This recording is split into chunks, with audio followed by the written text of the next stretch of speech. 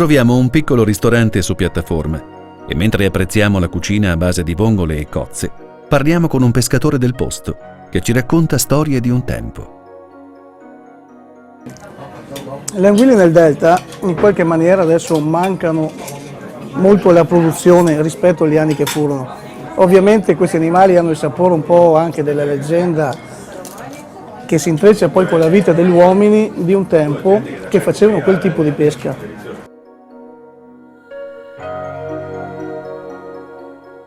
Nelle lagune si formavano delle compagnie di pesca che abitavano per mesi sulle spiagge, sugli scanni, in capanne in canna ed erano formate da pescatori che univano i loro sforzi e le loro reti per creare uno sbarramento al passaggio delle anguille e rimanevano lì per mesi in attesa della migrazione.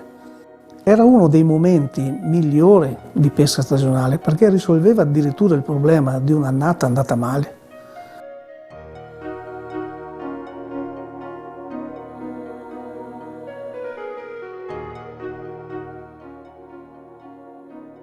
Scanoboa che si inserisse in questo contesto perché la laguna del Basson, una delle più produttive o perlomeno diciamo una delle più pescose per l'anguilla, ed era il punto dove si incrociavano i pescatori di Pila, gli scadovari e là formavano queste compagnie di pesca.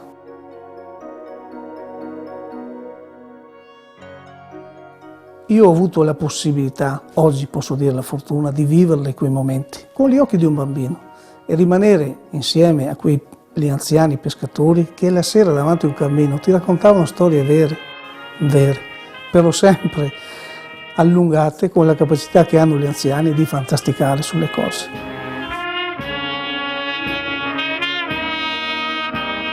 La processione di barche termina con il tradizionale lancio della corona, in memoria dei pescatori periti in mare.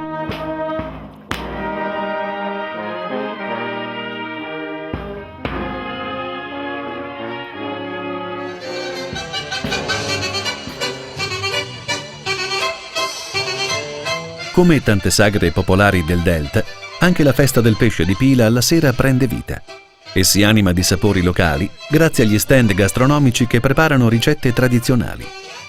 E poi luci, folklore e tanta musica.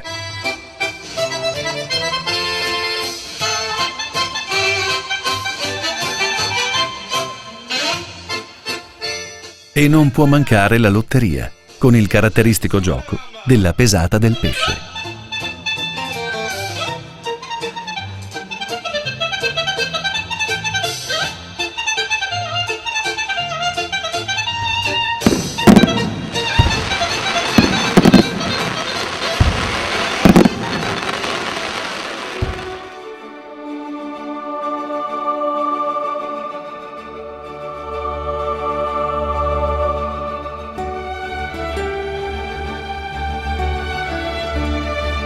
Dall'alto, il delta del Po è un intreccio di situazioni.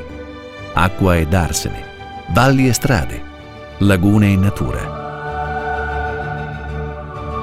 La storia di queste terre è la storia del Po, dove l'acqua incontra la terra e insieme si fondono per creare ambienti irripetibili, fragili e mutabili.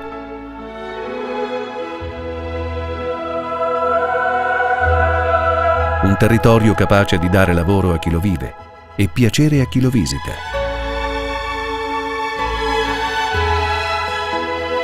Osservando il delta dall'alto, ci rendiamo conto del suo delicato equilibrio. I depositi delle sabbie e le foci creano le buse.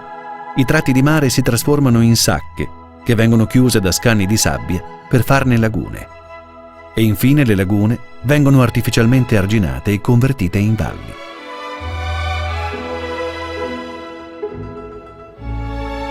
È bello vagare tra una laguna e l'altra attraverso i canali che le collegano.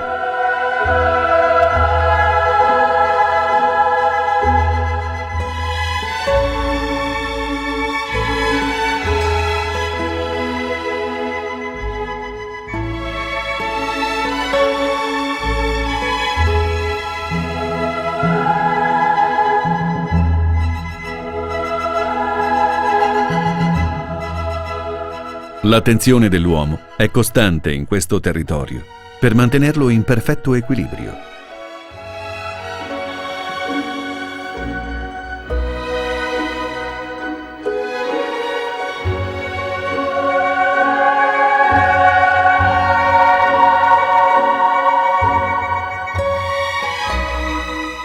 Lo scenario è di ampio respiro, senza limiti.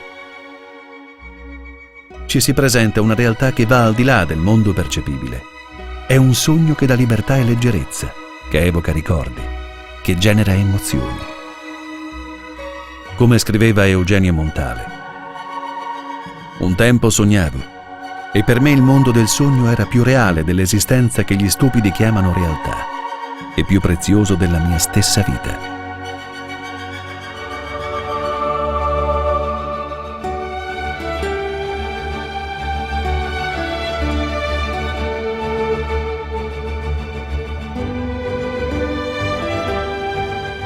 Il sole è basso all'orizzonte e l'acqua ha riflessi color arancio.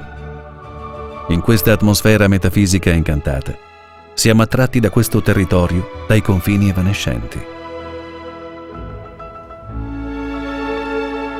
È una bella sensazione essere così lontani da tutto il resto.